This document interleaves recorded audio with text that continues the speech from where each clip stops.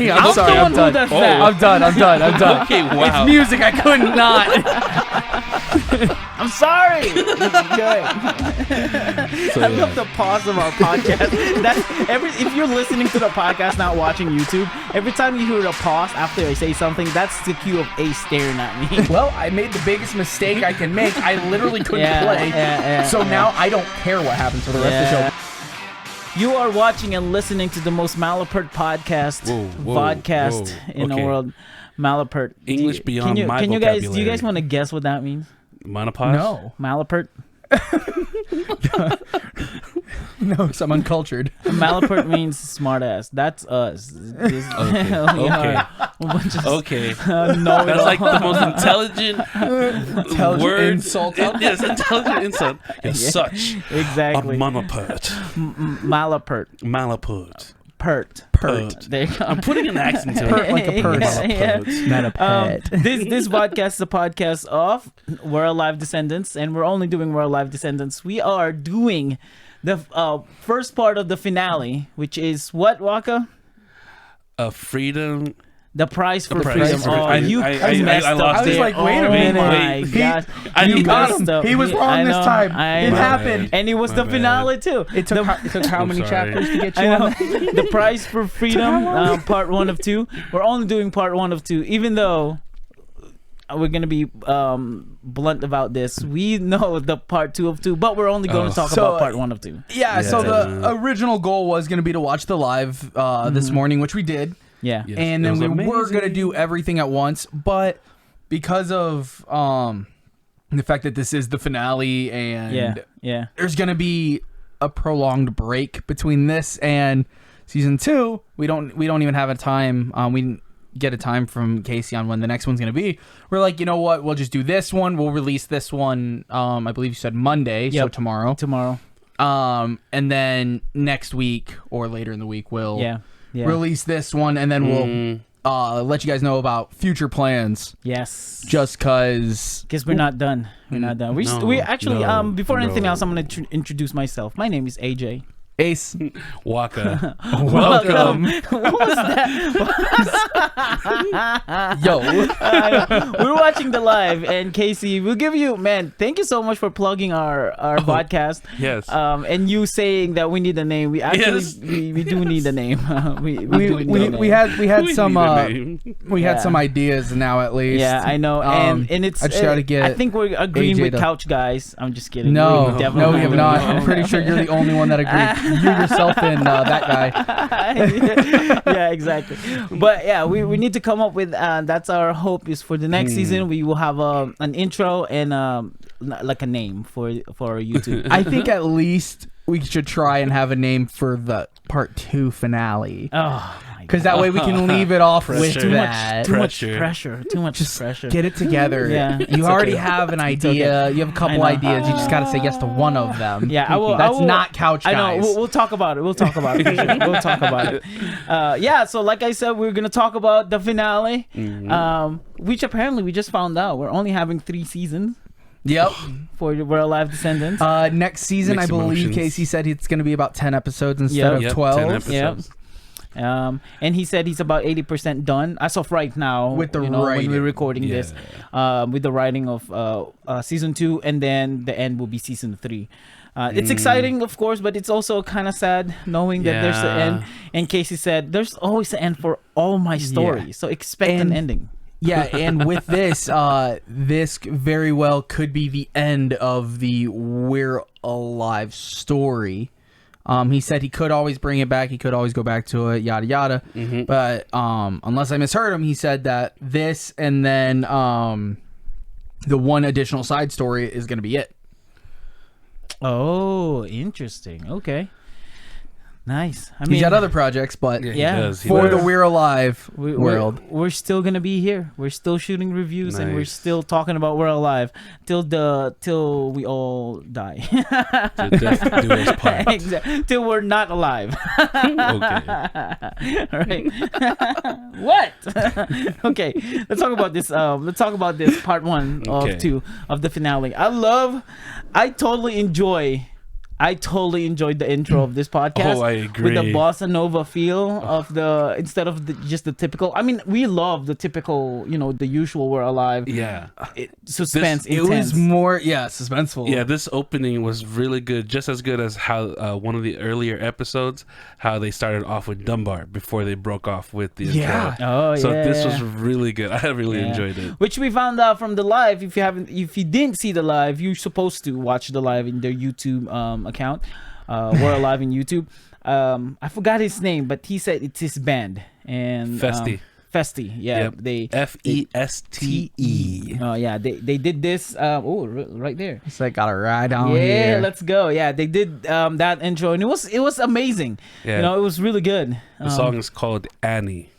Annie. Yeah, in the first album is Annie. Okay? Yeah. Sorry, I'm sorry. the one who does that. I'm done. Okay, wow. It's music. I could not. Yeah, it's okay. We'll do it again tomorrow. Okay. Tomorrow. I love you. Wrong Henny. Oh, wrong Henny. I'm sorry. Okay, so the price for freedom. We started off with the intro with "We're Alive" and things like that, and then this is totally unexpected how this finale started. To see it in the perspective of the one who took out Michael, that was a nice point of view of how this started.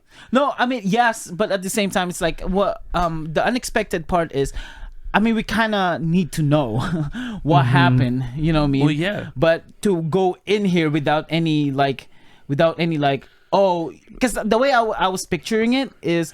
Oh, we found out what happened to Michael, right? Or someone is saying it, and then they will say it. But this one is like abruptly. Here we go.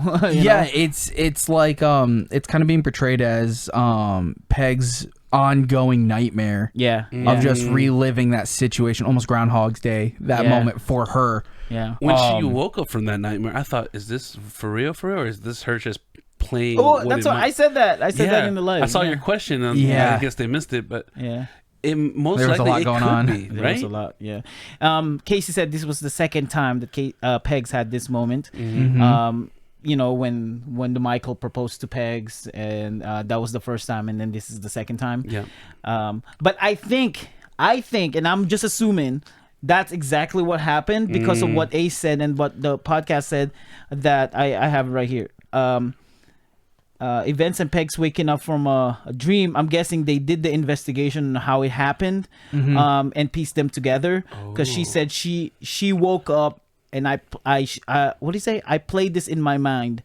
What happened to him over and over again? Yeah. So she has an idea. So I'm guessing that's exactly what happened. Yeah, and makes sense. I kind of got more the idea that this is like 100% fact, not really a piece left out. Yep. Specifically because of again, listening to the stream today, it changes a lot of perspectives on what I even had. Yeah. Because we thought I missed initially I missed the gunshot that went off, or at least I misread the situation. The gunshot went off, and it was Michael defending himself, but missed the target and actually shot the sliding glass door, which I didn't realize there was a sliding glass door. Yeah. So hit the sliding glass door, which actually gave the attacker the perfect escape. Yep.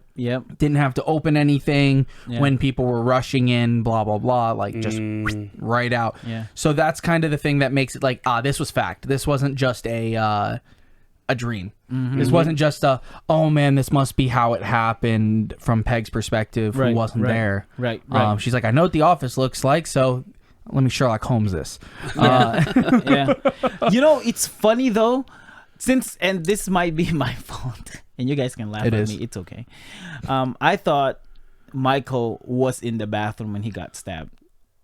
I don't know why I pictured in my head that he was in the bathroom. No, because if you think about it, like the attacker will be in one of the stalls and he's peeing and things like that, and then he got stabbed. Like that's how I pictured it. So he was like, coming out of it. Like the whole trope of movies, like if you're gonna get assassinated, it will be in a bathroom kind of situation. Because it's your most vulnerable place. Yeah, exactly. No. So actually, the first time that I listened to it, I actually thought similar. Yeah. I thought like it was like a private bathroom in his office or whatever. And in my mind, I thought he was like, my mind went to he was like shaving, looking at himself in the mirror or something like that. And then it happened. Yep. Which definitely isn't the fact, because right before that, he saw like the order that was put in from Nick and all that stuff. So like, we know he's at his desk. Yeah. But like, when my mind went to the cinematic for it, that's what I thought as well. It's like you're most vulnerable in the bathroom. Yeah. So that's I know. It's like from that day on till almost. Finishing that stream is like, oh, that makes more sense. He is in his office, or he was in his office, not the bathroom. Son of a gun, that's a good point. You played yourself. Okay. Congratulations. Congratulations, you played yourself. There was one scene in that part that we heard. I thought, the way I imagined, I played over and over again, and I couldn't come up fully of what happened. I thought it's either there's an arrow that hit a wood, like you heard that, right? Was that an arrow or it's a dart? It's a knife. Oh, it's a knife. Yeah. Gotcha. He has a knife. That makes sense. Because I was like, it's either it's an arrow or a blow dart. You know what I mean? Yeah. But knife makes sense No, too. yeah. I'm very confident that it was a knife because it was a thick thud. Mm-hmm. And I believe you even hear the knife get taken out. I thought it was funny when Casey pointed out on Gino Jang of how many times they had to play that knife release part just to hear the sound come out. I was like, does the sound really come off when you take it out from the sheath? Like, okay. If you ever want, I've got like a really nice knife at home. That I got from the Renaissance, and I'll tell you, like when that metal like goes against the wooden sheath, like you hear it.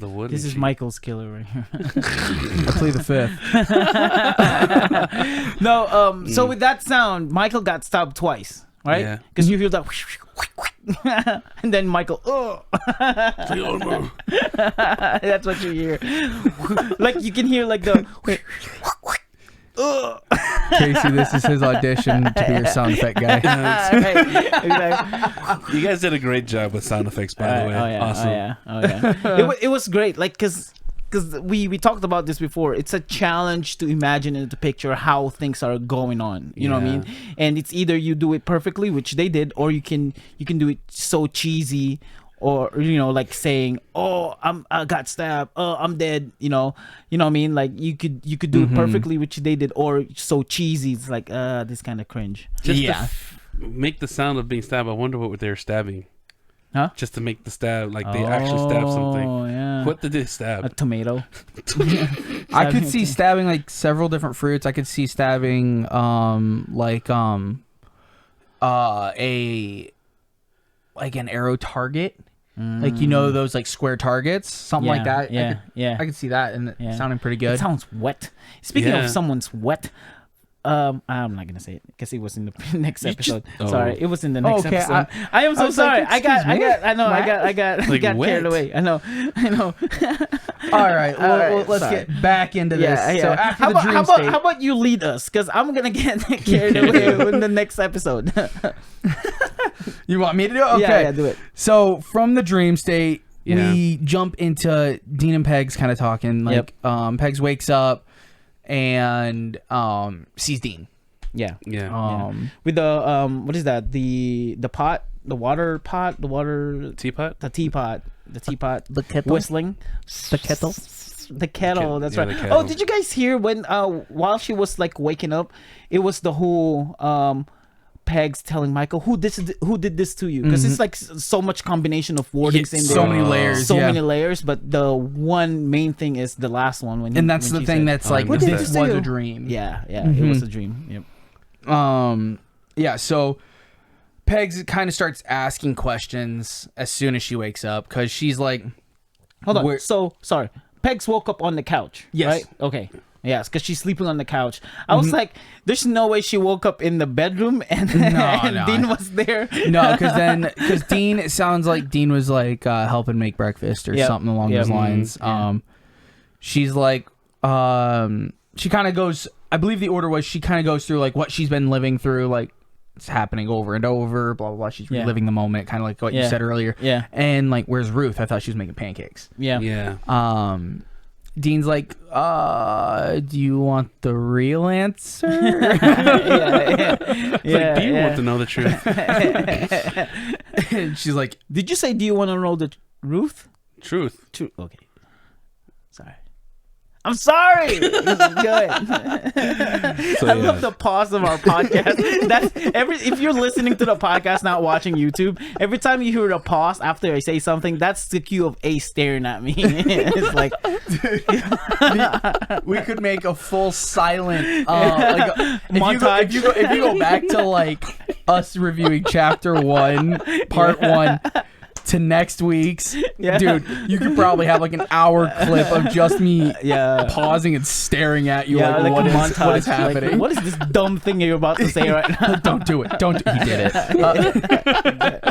We're having too much fun already. Jeez, Pete's. Okay. Dude, so Dean is very open.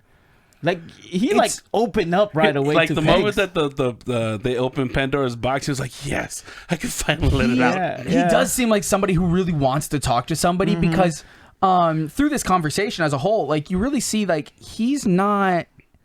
It seemed like he was almost introduced to the family later than what others might be. Yeah, that's what he said. Because of their situation. Like, he didn't get informed on who he was really until in middle of their mission. So that means probably like the last 3, 4, 5 years. Yeah, because the way he was explaining it to Pegs is like, it changed my mind about them too.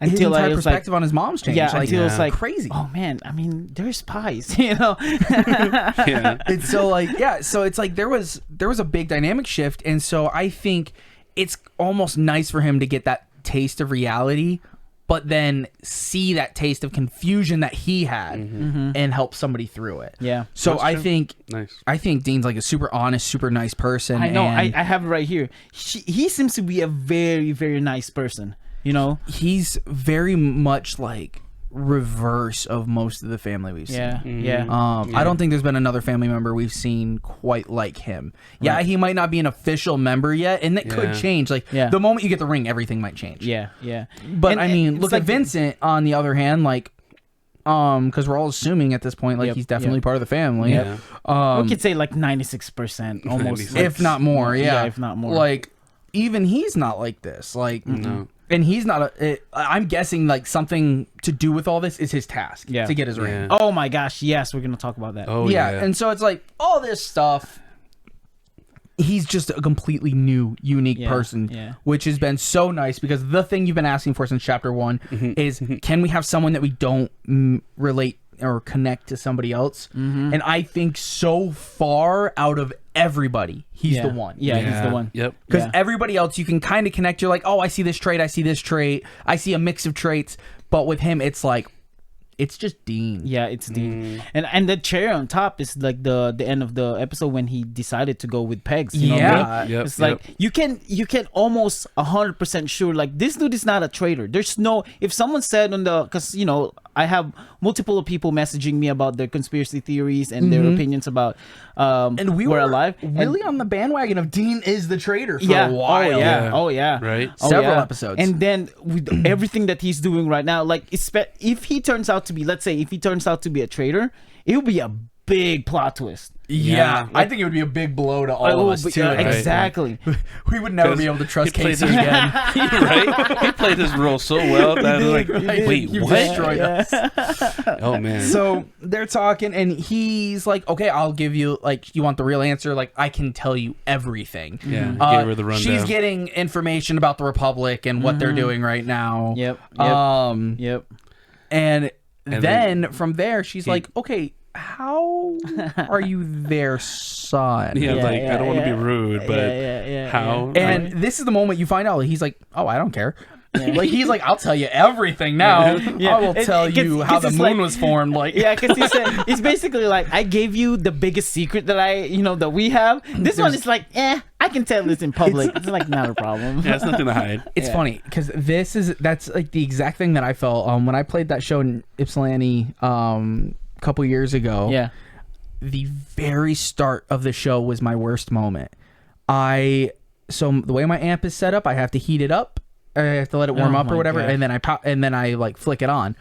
So it was warming up and I was supposed to flick it on right before we started, but I got caught up doing a couple different things, and so I never flicked it on. So we start the show, I'm the only guitarist, and so we start the show and nothing's coming out, and I'm like listening in my ears. I'm like, I don't hear anything. I flick it on, and I'm like, well, I made the biggest mistake I can make. I literally couldn't play. So now I don't care what happens for the rest of the show. My nerves for that show being my first show was gone like that. So it's like I relate to that. I'm like, oh, well, the worst has happened, so I can tell you everything. Just don't tell everyone else I told you everything. And that information is, he said about Dustin. And that's his completely unrelated to the family. Completely unrelated. He's just a normal person. He didn't even know about the families. Yeah. So even though to his death. Yeah. Even though like Dustin and Ruth had a kid in 2008, they never shared that information of the family. So he was completely in the dark with it all. And she kept it kept that secret true to a T. And then when things went haywire with Michael and all, she had to spill the beans to Pegs. I'm just comparing apples to apples. Like, well, their situation wasn't so bad until everything broke out, and this time, all right, I'll tell you so you can stop nagging. And he was more than willing to be like, oh well, this is all how all this happened, and blah blah blah. And then they get kind of into a debate. I really, really like this. This is actually one of my favorite points in the entire episode because I'm obsessed with the families and I love that lore. He gives her the rundown, right?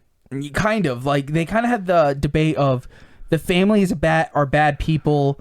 No, the family has bad people. Yes. And Dean made a lot of really good points, but you can definitely tell that not being on the inside, they do just look like criminals. They look like organized crime, and that's it.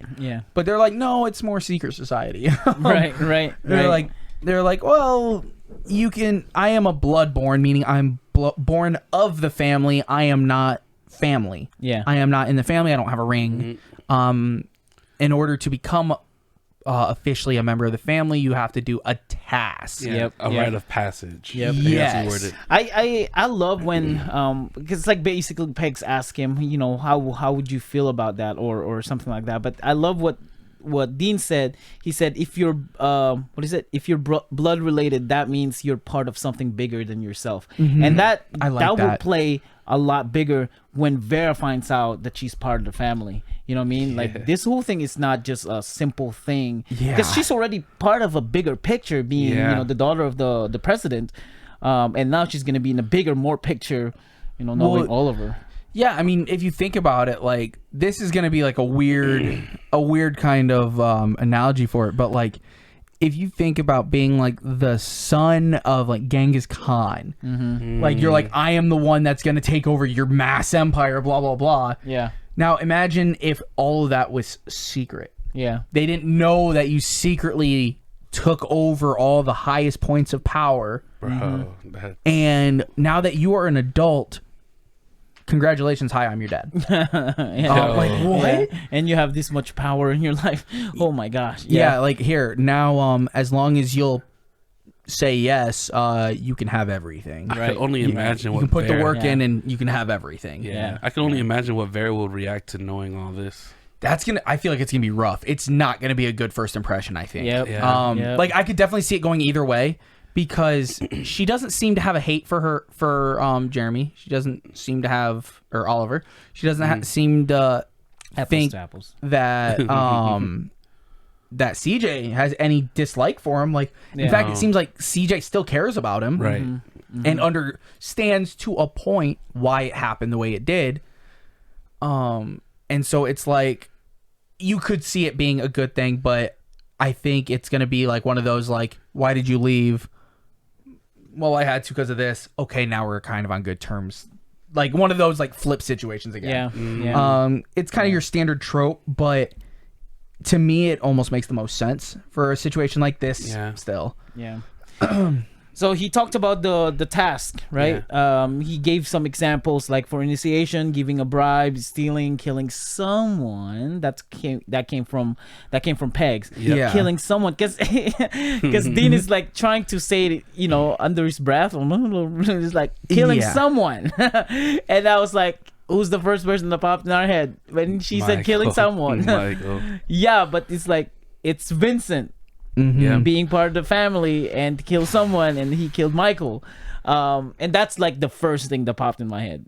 Yeah, mine went to Oliver being like he killed Simeon, which is great because like he even went into that point in this this debate, you could say. Is it safe to say that Vincent's the one who killed Michael? I'm still saying no. I know we know things, but like I'm still saying no because it's not confirmed. Nope. And they're dancing around the point too much. I don't think it happened. Right. I think it's pointing all arrows. I'm probably wrong, but I think they're pointing all arrows at it to try and like sway you off. Here's my let me just say my thought about this killing Michael, or who killed Michael. Right. Here's my thought. We are so later on the end part of the season 1 to introduce a new character that killed Michael. So it's either we already know who killed Michael, or we don't know yet, and it will get introduced to the next season. And that's the thing, is like that we know that it's not being confirmed who did it in season 1. Yep. This whole, by the way, this whole episode's a spoiler. So yeah. Like, trying to stay away from the next spoilers, stuff like that, even more so. But like, I don't think that's too big of a spoiler to say like this, as of right now, as of season 1's conclusion, we do not know who the killer is. Yep, we do not have it confirmed. We have a lot of arrows being pointed at specific people, but we don't have a yes. Yeah. And so my belief system is on the fact that at the end of season 1, I don't think it's him. Yep. Yeah. Is it? It could be. Yeah. I hope I'm wrong. I hope I'm right. Do you think he was an accomplice though? I don't know. I think that is more possible than him being him. That guy. I'm kind of bleeding over, but just what he said just made me think. I know. We'll talk about that one next week though. But yeah, so Wakka, stop your mouth. Okay. Anyway, I had a question. Do you think that Dean had received his task or his means to do the rite of passage? I think Dean's task has something to do with Pegs. Is it? I think it has something to do with protection. With either Pegs or Nick.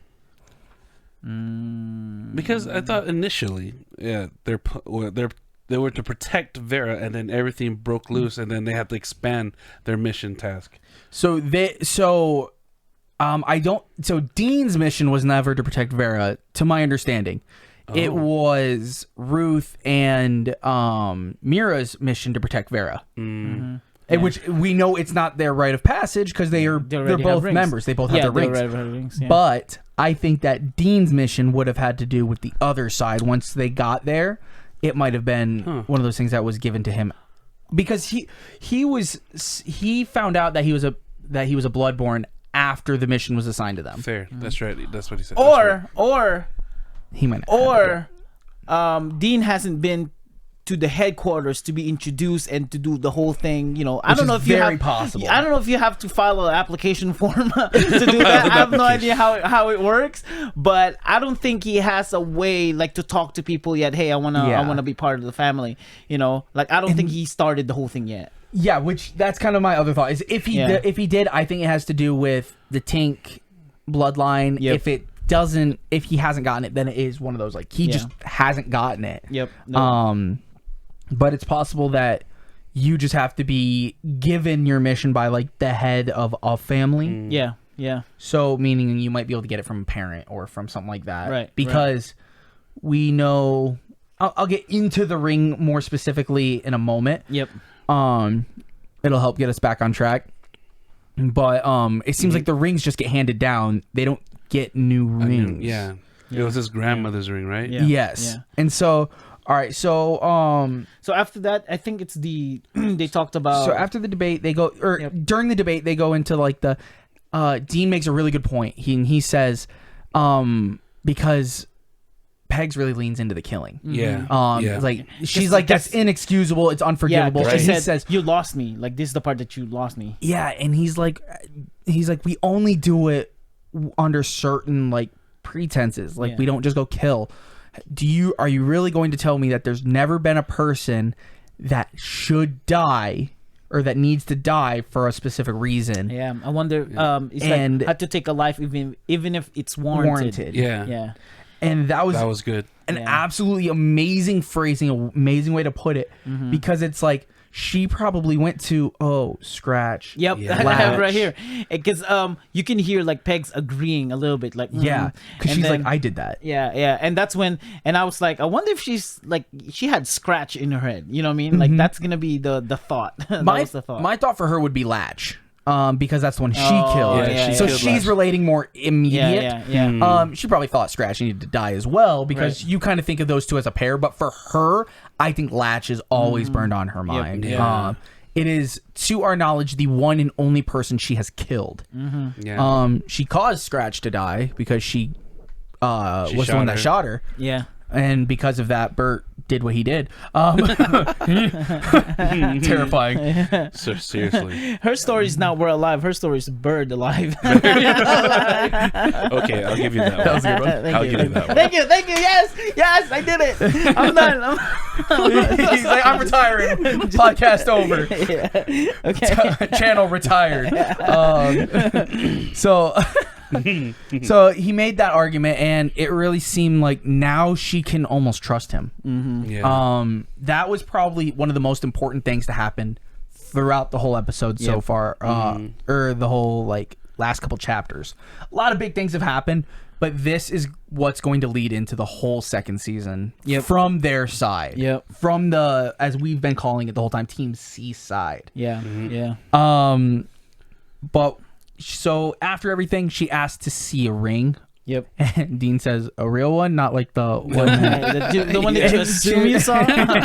You found. And so he's like, oh yeah, I'll get the ring. Right as he's saying he'll get the ring, the phone rang. Phone rings. Nice. It caught me off for a second. I'm not gonna lie. Hello? What? Mom? So he's like, hello, and then he gets like super like, hi, ma'am. Yes, ma'am. Here you go. I love that he's whispering too, like, it's CJ. He's like, it's the president. I know. He like won't even call her CJ. He's like, it's the president. Well, it was like, why are you whispering? He still gets so nervous with CJ. I love it. And then like she takes the phone and she's like, do you mind? Do you mind? oh yeah, I'll get the thing. So this phone call was pretty important as well, because it confirmed and denied like some information. Immediately they're like, well, we didn't find most of the stuff that was mentioned or that we wanted to find in his office, but we did find the lechu. The word lechu, we found something for that. Lechugia? Yeah, so because he was like saying like lechu, he wasn't saying the full thing, and she's like, so we found something. In New Mexico, we found a town called Lechugia. You know, it's crazy. I thought he was saying, I let you. I let you. Yeah. I googled that place in New Mexico. It's spelled Lechuga. Lechuga? Okay. Yeah, I wonder if it's pronounced Lechugia. I don't know. I might be wrong, but I googled it and it's Lechuga, New Mexico. Just like how Michiganders are not allowed to argue on pronunciations. Just look at Charlotte. Like Mackinac. Ypsilanti. Like, there's a ton Charlotte. of them. Yeah. Like, it's literally just Charlotte. Yeah, I know. Pronounced Charlotte. Yeah, I know. Detroit. We like it a Charlotte. The what? Detroit. Oh, Detroit. Yeah.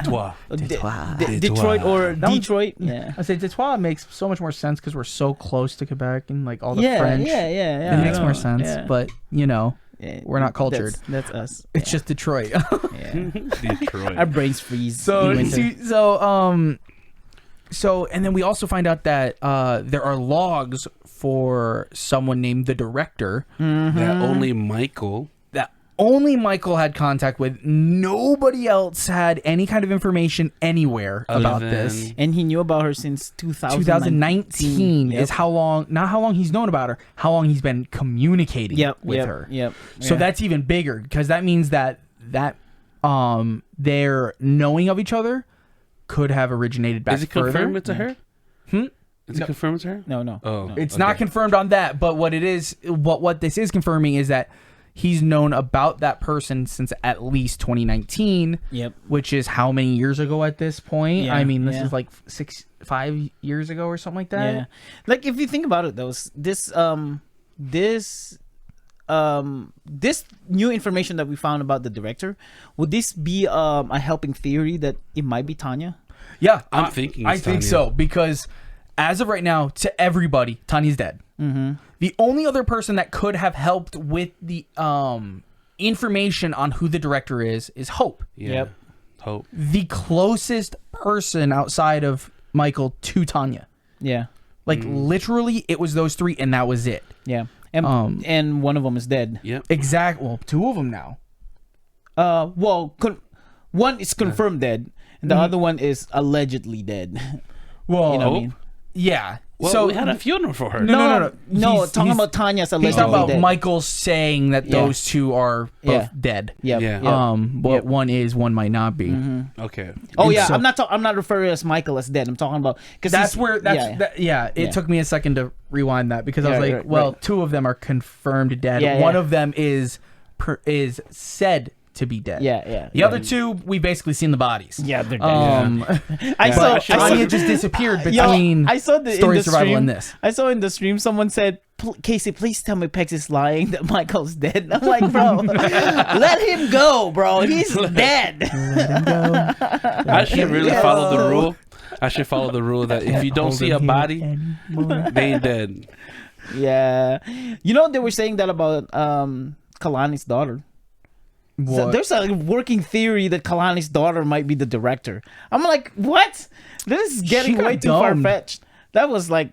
She got domed. Yeah. Not only did she get domed, she got left dead. Like, yeah, at the time, probably the most terrifying place on the planet. Yeah. And then the other one was they said it might be Samantha. Like, we know Samantha got attacked. So what if like she turned? I would say that one's a lot more likely than Kalani's daughter, like Haley or whatever. Yeah, like way more likely than that, because I mean, we heard the sounds of yelling and stuff, but we saw blood, but it could not have been her blood because it was already stained in blood. Yeah, but also Samantha explained before that they play with you and eat you. Yes, exactly. You know what I mean? So, and it's like she could have been one of the different people, but I think there's like as close to a 0% chance as you can get to that. Like all the Story Survival, they're gone except for Skittles, because we don't know what happened to Skittles. Oh, but the rest of them Casey is like did confirm he's there somewhere. Yeah, somewhere he's there somewhere out there. He may never come back to the Yeah, street. exactly. But the rest of no. But the rest of the other Story Survival, like old characters, you know what I mean? They're gone. Like the only behemoth there is Fredo. That's how you know that.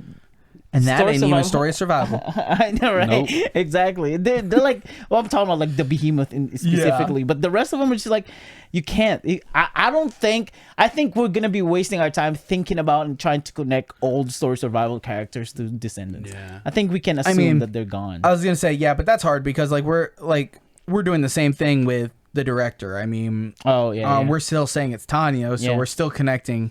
But I feel like, do you think as Casey, right? Knowing Casey, do you think he will just let go of a character just like that? As important as Tanya? Yes. He basically did that with Puck. Yeah, you asked that question. No, I'm talking about like, because Puck is not as important as Tanya though. Oh, true, but like, oh, she had her story done and she's still being referenced to this point. So I could see her getting let go, but I could see more of a reason to hold on to her. Mm-hmm. So it's like I can see both sides, but because of how much time has passed, I think that's a good way to put it. Like, which one weighs more? You know what I mean? Like I can see both of them playing a very pivotal point, but so I can see either way. Yeah, but I think there would be more weight if she suddenly appeared. Yeah, especially with Michael dying. Yeah, because almost every character that we have has Alex's mom, a minute character. I almost said manure. Minute character there had a closure. You know what I mean?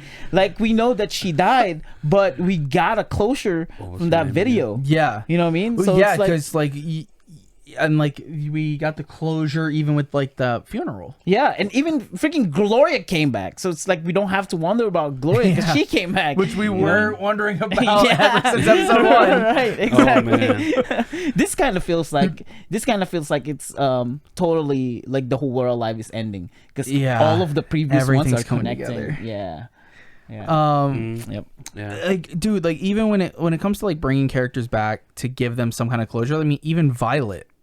Oh yeah. When I went back, first episode, who was Violet? Violet. Oh, there you go. Violet from the very first episode of Gold Rush. She was one of the girls that got rescued. Mm-hmm. Oh. Yes. I did not know that. He hit on her at the bar. He hit on her at the bar right before the whole story actually began. Yeah. Oh. And then he like went and had his like kind of love story in the Atlas that ended tragically. And then it probably took a little bit of time after that, but then he probably went back to Violet and then they ended up obviously ending up together. Yeah, because he was very interested in her like during the party and everything. Yeah. During Datu's party. She had a pucking moment. Okay. Okay, let's continue. I'm gonna let that one stew for a second. Thank you. So while they're talking, here comes. Speaking of a character that came back, we found out that who's gonna be running against CJ. Oh yeah, Hogs. Yeah, it's the Commander Sergeant Major. It seems like a lot of people are backing Hogs. Yeah. So it does not look well for CJ. Yeah, he's running up for next whatever. Yeah, it's an emergency election too, and it's doesn't CJ sound old and tired? Yeah, like the way she sounds zapped. Yeah, in comparison to Sword Survival. Like, I don't think she sounds old and tired, specifically because like up to the last like few episodes, she sounded normal. Yeah, she sounded like her normal peppy self. But right now it's just so much all hitting her at once. It's almost like somebody's planning it. Yeah. Which it seems like that's very much the case. Yeah. Like they're targeting her emotional state so that way when they have this election against her, she's not going to be able to be the super strong, proud CJ that's been running Westport since when? Like since the founding. Like low key, if none of this was as bad as it looks right now, and if she lost on normal stances, I think she would have been happy. Yeah, I think if it's somebody that she could have trusted, like to run stuff, like I think she would have been completely okay with it. Because I think she wanted to get away from it, just like Michael did. Like Michael was like, "I'm done, like time to retire." Yeah, I think she was just the last one waiting to get the opportunity to retire. Yeah, and psych. Yeah. If anything, I was more ready for CJ to die than Michael, but I guess there's a bias there because we got attached to Michael being the main character of the show. But like if CJ ended up getting assassinated, it will be a bigger deal in We're Alive universe. But for us, it's like, oh, dang it. Yeah, so it would be a much bigger deal for them, but a much smaller deal for a Nick to Alex moment. Like, oh, she was a nice person, but right, exactly. But for us, she was so smart. She was such a good leader. Michael. But for us, it's like the Nick and Lisa situation. No. Oh my God. That was good. That was good, Wakka. That was great. That was good. Okay. So they had the conversation, and long story short, it kind of ends with Peg saying, I will take care of it. Yeah. I will look into it. You can't sacrifice anybody. I will figure it out. Don't you worry. Yeah, she really stepped up her game. Yeah, we've seen a lot of people talking about how they like her so much more in this series as compared to Story Survival. And it's like, she really did evolve and become her own character. It's phenomenal. I absolutely love it. It's like yesterday someone dropped a pot from a rooftop and now she's very reliable. Like, who are you? And now CJ's saying it seems like you're the only person I can trust. Yeah. You're the only person still on my side. Yeah, yeah. And I'm like, that's actually massive. Yeah, and because the way she said it's like she said you're the least person I need to worry about. You know what I mean? Yeah. It's like, oh, I don't really have to worry about you because you can take care of this. Yeah, and it's like you can take care of all of it. Like it's all you. Do you? And Go Pegs. So they hang up the phone, and right around then Dean comes back, saying, so did I miss anything? Yeah. Pretty much. With the ring. Yeah. So he's got the ring, and I loved hearing about the ring. Again, Yeah. I'm obsessed with the families. Okay, I love lore. Smeagol, calm down.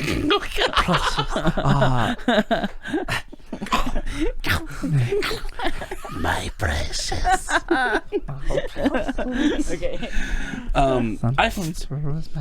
Does it seem like this ring is more intricate versus Angel's ring? Angel's wing. Angel's ring. Angel's wing. Angel's wing. It seems kind of like it. Yeah. Because when it had, like, I guess it was because during their moment it was still like hell breaking loose. Yeah. Because when Angel had a ring and it just they said it's a ring. So yeah, and also I think the reason why this one was more spectacular looking is because they explained the ring. Yeah. Because Dean talked about the eyes that were on the ring, and those eyes actually had purpose being on the ring. Blackburn's, so first off, he said it was his grandmother's, Naomi Blackburn, and there were eyes on the ring due to the Blackburns being all about not being seen. So they're much more reliable in a stealth infiltration and so on and so forth. Ruth does her part pretty well. Yeah. You would never suspect her. Yeah. Like, from everything we've seen so far, you would never suspect. I agree, man. Isn't Angel was a Blackburn, right? I believe no. so. Yeah, no. No, Yeah, I I don't think think so. No, because No. Scratch is an Amsel. Yeah, Scratches and no, yeah, Angel is in the Was he the Chisholm? Chisholm. Chisholm. Is he? Oh, Yeah. Okay. Really? I thought Yeah. it was a Blackburn. We talked about this because we connected his family. His last name is what? Tenudo. Tenudo. Yeah, and man, every time I say that, it sounds like it's a noodle. The noodle. But anyway, It's I know Tenudo. the reason why. It's Tenudo. Yeah, no. it's connected. They say it's a family branch of the Chisholms. Okay. Okay. So he's a Chisholm. All right. So we go back I need to to get like a blackboard for all this stuff right here. right. I know. So this is when Dean told Pegs that he knows that Nick is immune. That he said that it's easier to believe that he's not. It's crazy when he said that he knew that Nick is immune. It's a lot easier now to believe that he's not an evil family member, because if you think about it, He would have tried to take advantage yeah, of I this know. long Like if ago. he knew he's immune, he would have done something before that. You know? Yeah, it's almost like dropping the second biggest secret he had. Right. Yeah. So he's literally throwing all of his cards on the table. He's like, well, she's saying like, well, we have to get him back, like, because he's immune. It's like, Oh, you dude, know about that? she was like, you know? It's Yeah. like, well, I mean, Nick it's a told me. theory. Like, Yeah. don't know for sure, Right, but right. I Yeah. mean, it kind of lines up. Yeah. Yeah. Because she said, Nick told you? Yeah, we're friends. Yeah. We tight, yo. Yeah, exactly. Speaking about the immunity, this episode really solidified his immunity. Like there was 4 instances.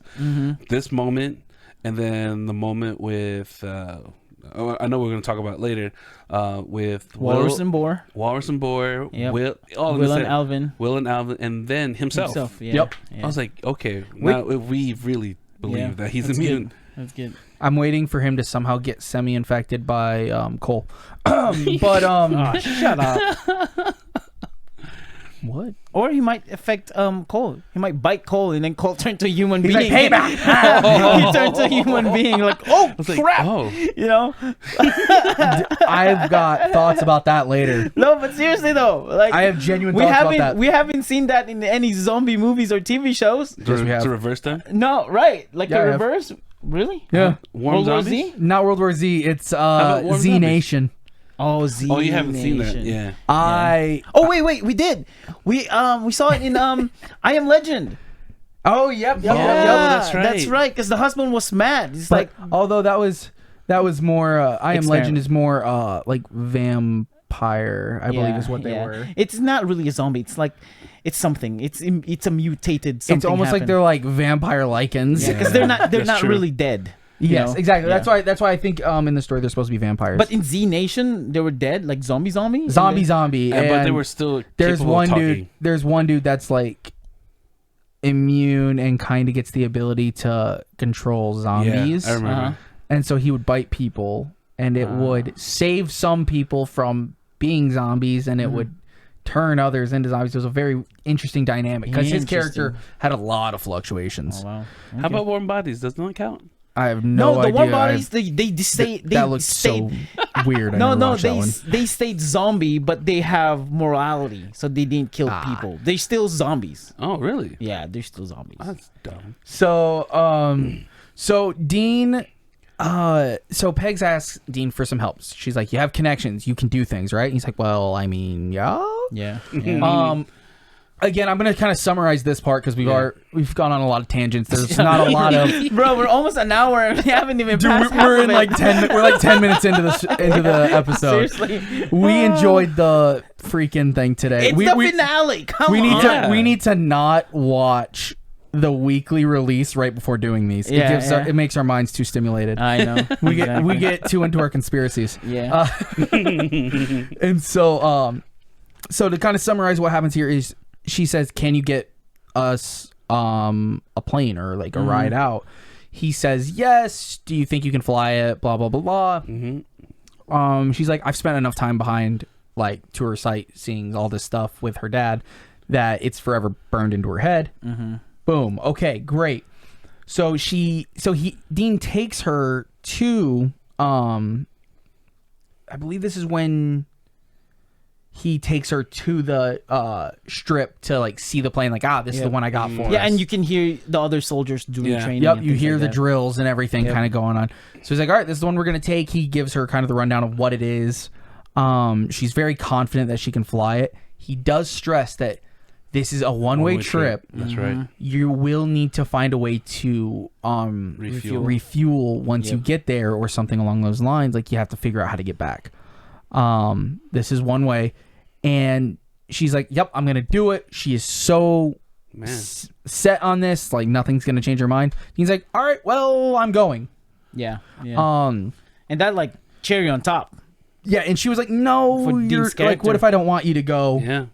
He says, you're gonna need someone with my skills as a guardian and as a member of the and my training as a member of the family.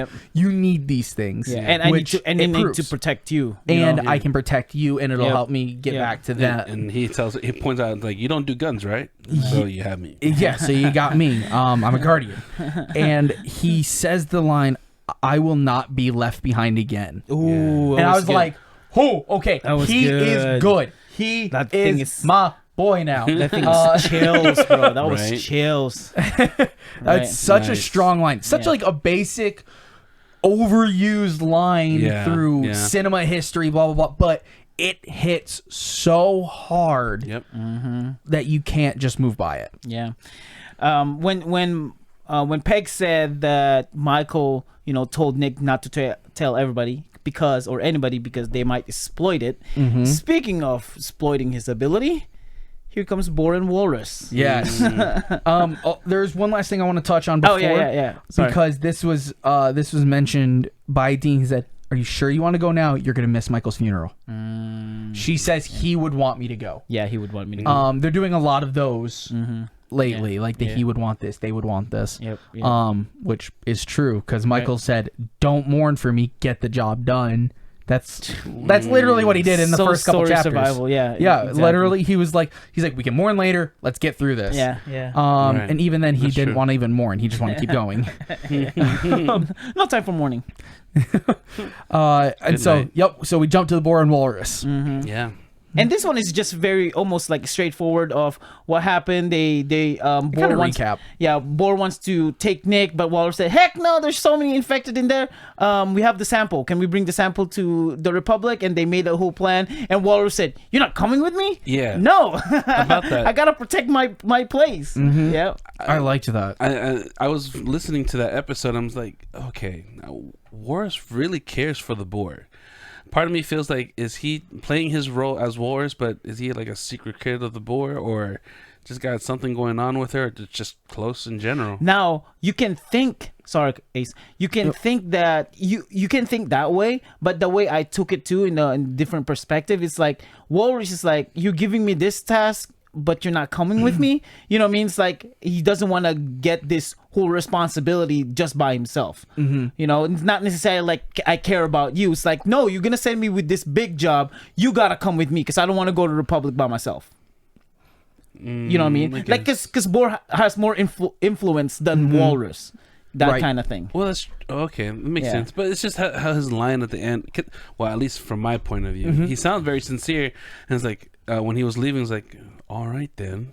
Yeah. Like sounds so disappointed. Right. But then you might be right. He's like disappointed. I gotta deal with all them people over there in the Republic. Yeah. My thought is closer to yours, Wakka. Because she's kind of already pointed out this is her new family. So it almost seems like she's instilling those family values to the pack. Yeah. And so because of that, he genuinely is like, you are my family. Like, you're the leader of my family. I don't want to see you die. Like, I'm here to help you prosper kind of thing. Yeah. So that's where my mind kind of went as well, it is the genuine, like, oh, I don't want you to be hurt. Be careful kind of thing. Okay. Yeah. So they decide that Walrus is going to take one of her private choppers, I believe, to the Republic and get the blood sample there. Yep. We knew that it would always come back to that blood sample. We'd been saying it since it was taken. Yes. Since before it was taken. Oh my gosh. We knew they were going to get the blood sample. We knew something with it was going to happen. And so I think this can go into a couple things.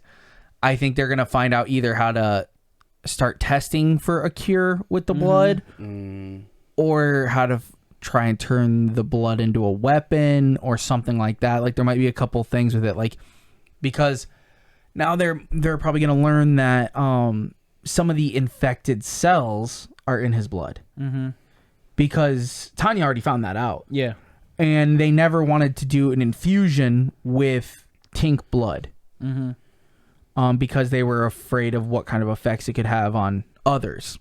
Yeah. You know, the colony being the side of, or the tower crew always being on the side of morals and not wanting to do human testing. Right. Shout out Colonel Kermit. Kemet. Sorry. Kemet. I said Kermit. Sorry. Okay. Listen here. I know.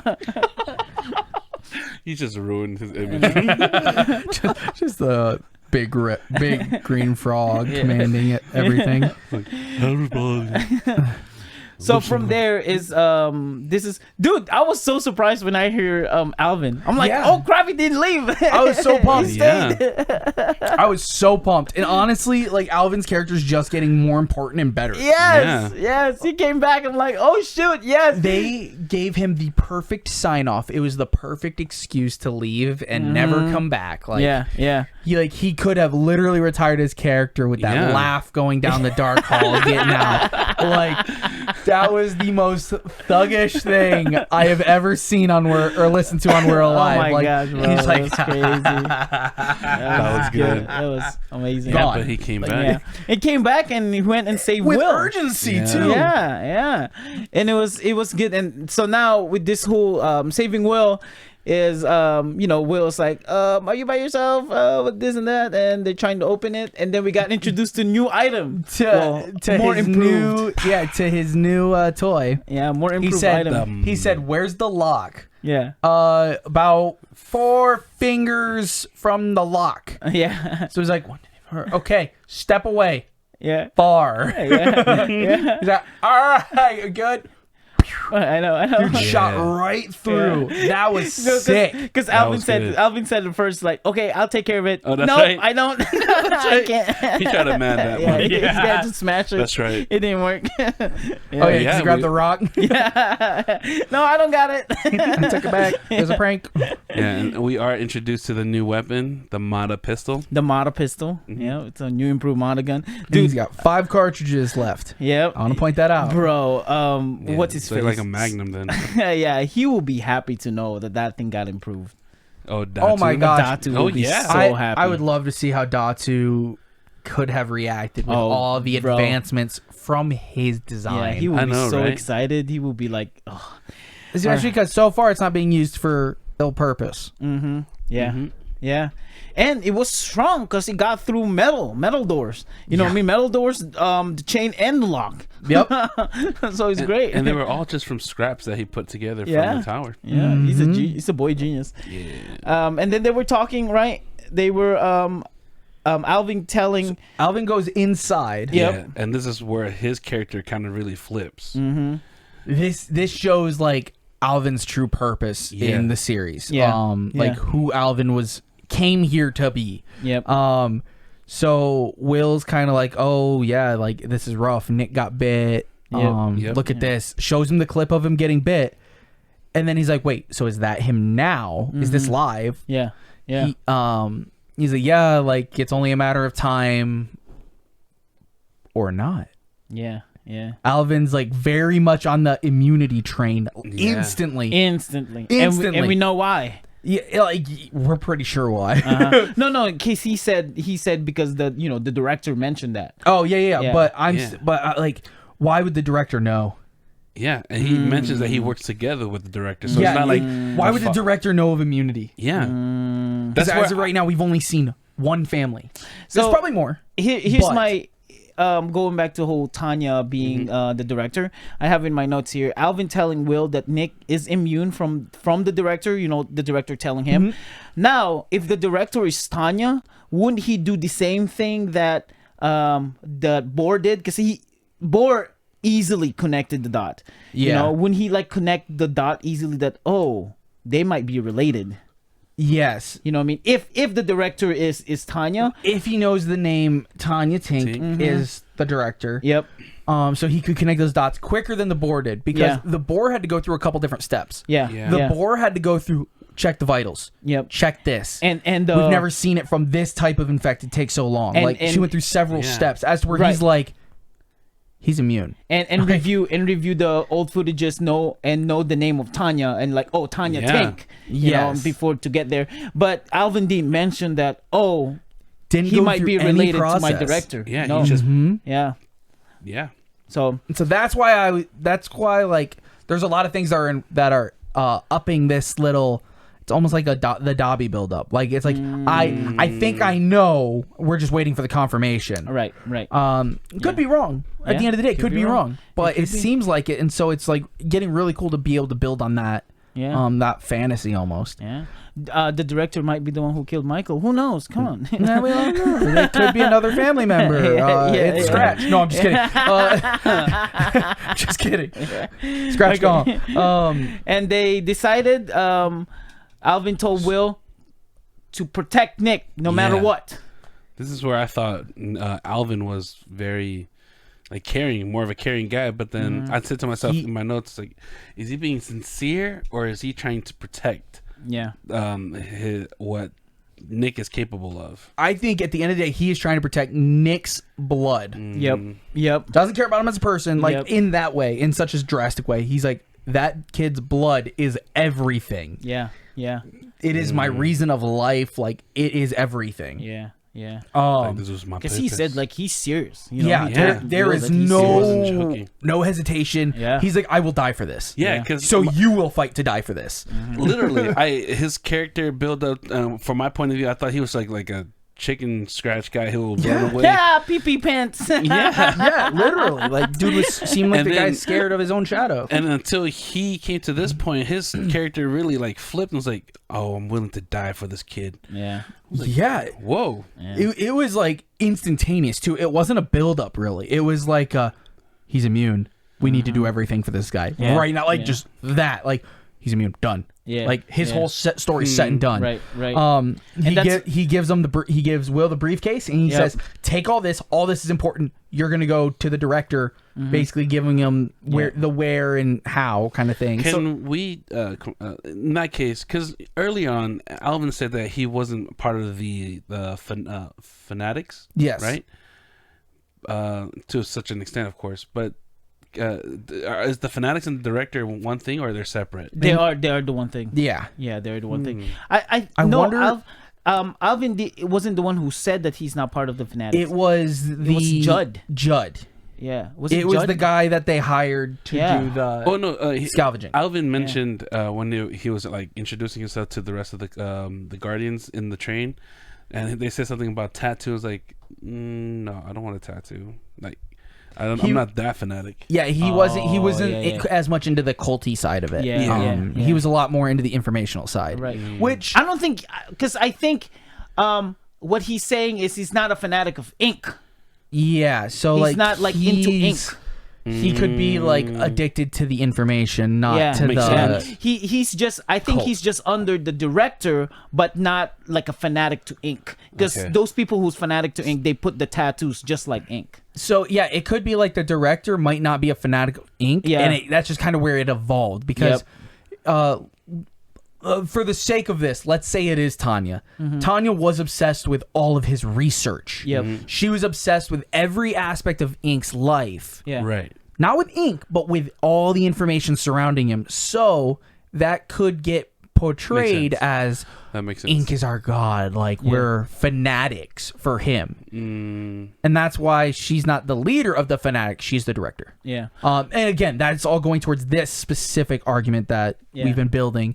It could mean a couple different things. He could just be like he's scared the of auditor for the freaking... Or he could just be scared of needles. You know what I mean? Been there, done that. Let me hide these. So, as of right now, at this moment, we have 2 people going to New Mexico. Yeah. One thing that it was a funny little cross between Alvin and Will. Will's like, I'm not carrying all that. I'll just print it. I'll just scan them. Yeah. He just starts scanning them. Will's like breaking the ice of the seriousness here, and I was like, "Wait, I'm gonna go pick him up." Man, I guess I got this model gun's gonna go on the field test. Then it's the better time than ever. Yeah, he was kind of like comic relief in the moment, and like such a serious moment. It's what's happening. Yeah, exactly. Yeah, but so we have 2 people going to New Mexico, right? Yep. Yeah, we have 2 people. We have Pegs, Dean, not 2 people, 2 groups of people. Yes. Pegs and Dean, and then Will, and Nick, and NEKOMA. Yes. Yep. Yeah. So Will leaves to go find Nick. Yeah.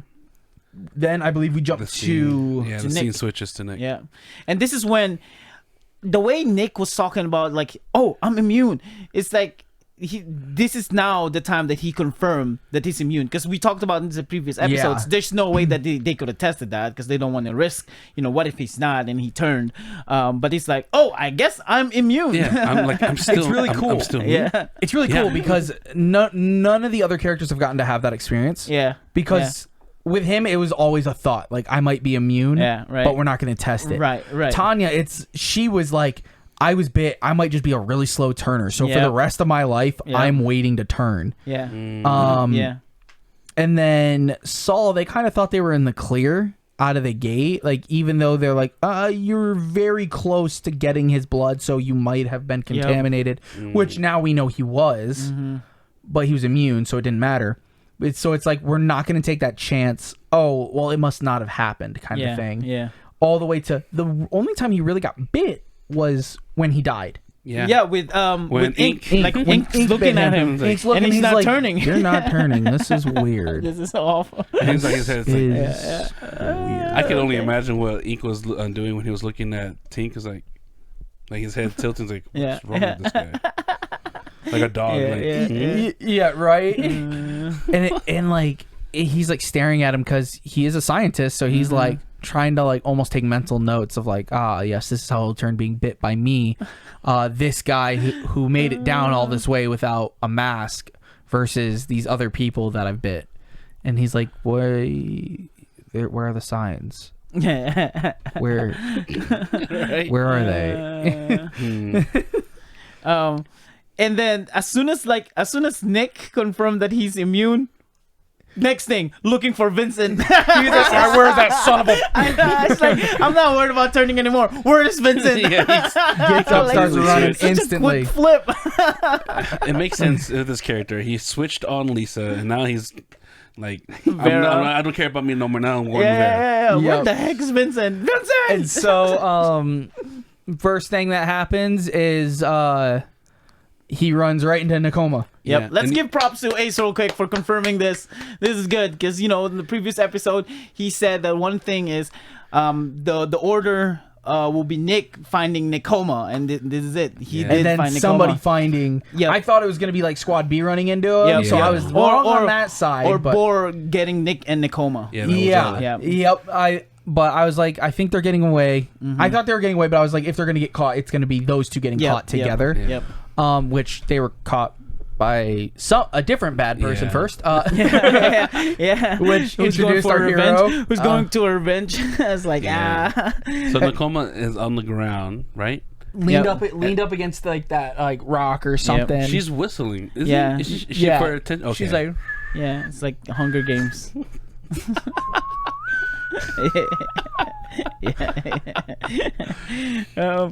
And when she was talking, doesn't she sound like a smoker? sounds like that like 70-year-old smoker. And then got the hole. and he comes up with this smart like little joke with this whole one word thing. Yep. So the line she's able to get out is who did this to her? Vincent. Dart. Oh, that must be how he got Vera. Yeah. How can we get out of here? Fly. Or how are they gonna leave?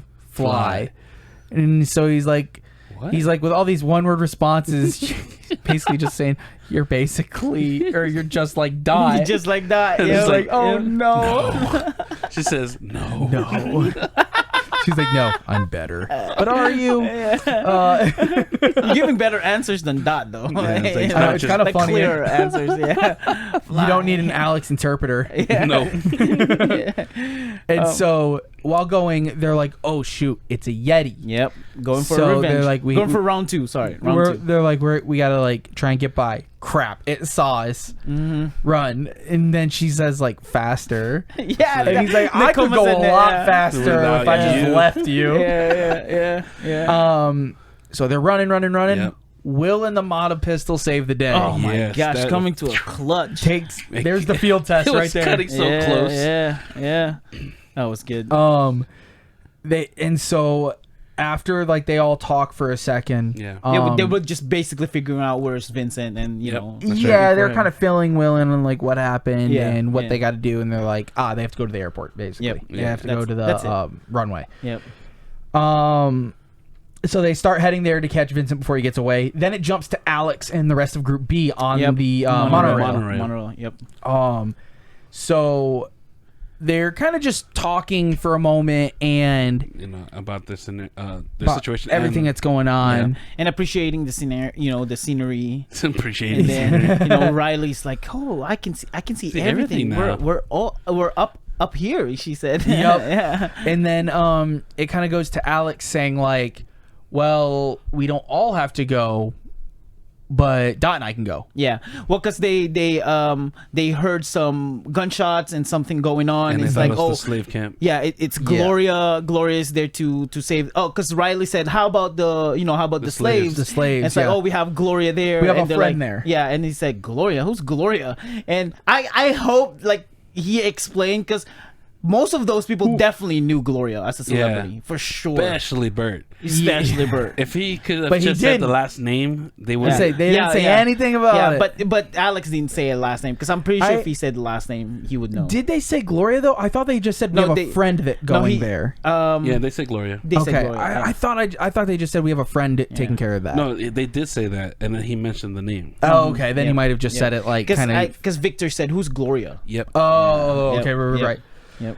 And so, Alex and Dot, Gets off at the next stop. they get off at the next stop. And they're gonna split off, and they say, "We got this." And Bert has like a big moment. He's like, "I'm proud of you, kid." proud of you, blah, blah, boy. blah, blah. Yeah, man. And he's like, "Thanks, Bert." He's like, "You guys didn't need us at all." He's Yeah. like, "Well, we wouldn't have been able to blow up the entrance, like, kind of thing." And that's where in my head I was like, Bert still doesn't know about what doesn't know happened about to the bastard. He doesn't know. Okay, so let's stay here for a moment, and please don't patronize me. And I will. And I know you guys won't. I know you guys are gonna go against me. Let's look at this in a bigger picture, right? Let's look at it in a bigger picture. Now, yes, they did a big job of saving the kids by blowing up the bastard and getting them out of there. But now, without disregarding the next part, the story 2 of 2, just knowing the story 1 of 2, this OG people are leaving without any kids. Yep. The reason why they went there is to save kids. Now they're leaving without any kids. Yep. Now it's the whole thing. Regardless, the blowing up the bastard, was the whole thing like a mission fail? Yes. Blowing up the bastard? No, saving the kids. So I say yes because they got out. The kids got themselves out. Technically, the adults got them in more trouble. They got out, but they didn't take the kids with them. None of them. Yeah, so 0 kids. The reason I say it's a fail, though, is because they only were in the situation where they had to blow everything up to get them out because they lost, because they got them stuck back in there. If they didn't try to break them out at all, they would have been out free already. Yeah. I think it would have still happened. The whole Coliseum thing. It's possible, but like I don't think so. Strictly for the fact that nobody played with the games, nobody tried to would have tried to play with or rig them, and that's where they're like, well, we're gonna. Or sorry, it wasn't the rigging that got them in trouble. It was the it was just these people showing up. They're like, well, we have you guys captured, and now you guys can do the games because we're mad and you're taunting me. It was just people that won. Yeah. And NEKOMA won. I think they might have been stuck longer doing other tasks, but... So you think if the OG... Because regardless the OG's there or not, they would have won all the games, right? Yeah. Besides Lisa. Because... Right? But now the Coliseum, if the OG didn't show up... I don't think the Coliseum would have happened. Yeah. No, that's what I'm saying. I still believe that the Coliseum would happen because according to what Bohr said, that this is the most... of survivors that made it out of the first round of the game. Yes, but what will be she won't have anything against the kids to play in the Coliseum, because remember Boris said if you don't play, I'll make the OG people play.